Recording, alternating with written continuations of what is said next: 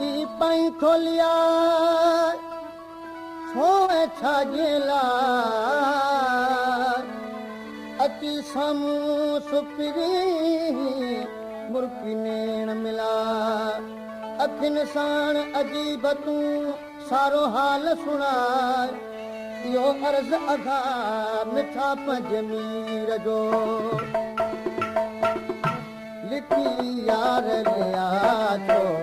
पाणी थो लिकी यार लिया थो पाणी थो अच साम्हूं थो शर माई थो अच साम्हूं थो शर माई थो लिकी यार लिया थो पाणी थो लिकी यार लिया थो पाणी थो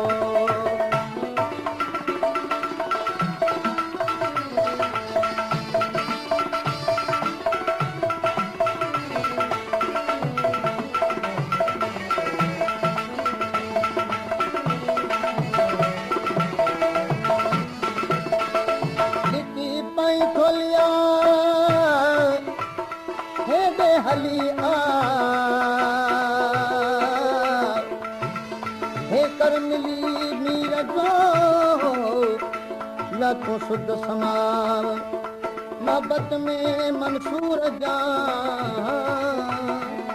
जपन कजे डाव सूर्य वठ जे साव चढ़ी वंज चोट ते ओ दिल के ॾिसण नथो मूंखे ॾिए छाती पाए वञी हो ओट खे आया मौत पियो जाने साल जी आया मौत पियो जाने साल जी जॾहिं नज़रुनि खे तो राई थो जॾहिं नज़रुनि खे तो राई थो लिखी यार लिया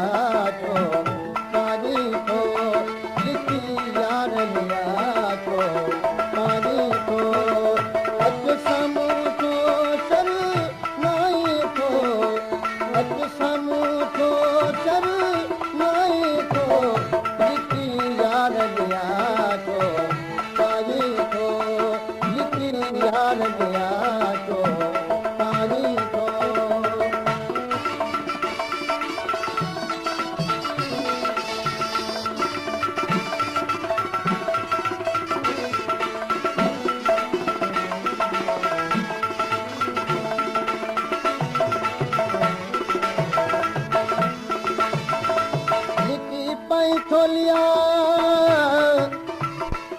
निर्मल थी गिरवार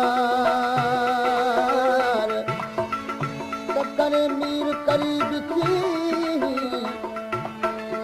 दिल भरी दीदार रोज रखी तो रूह में आशिक सां छो आर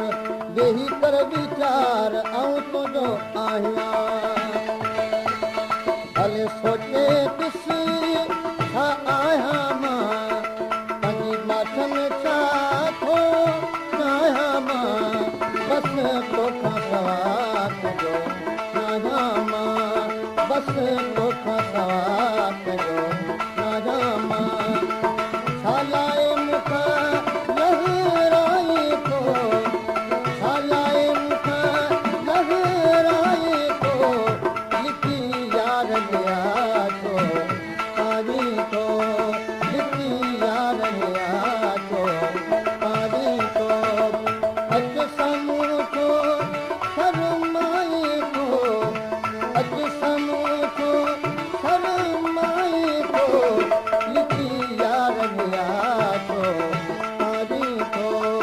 लिखी यार लिया थो पाणी थो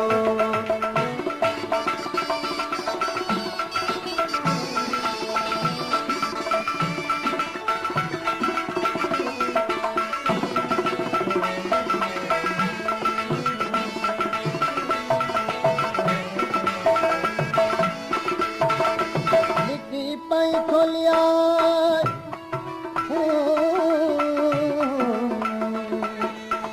लिकी पाई खोलिया साजन साईं को जे पोइ तुंहिंजे जीअ में सम्झा पियो छो मालूम आहे मीर खे सॼी हाल सॼो तूं बि त तड़पी थो जीअं आऊं थो जलां जोश में सॼो ॾींहुं अथम तुंहिंजी तात पिरी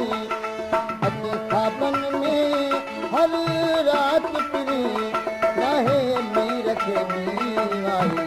बात पिरी नाहे मीर खे मीवाई बात पिरी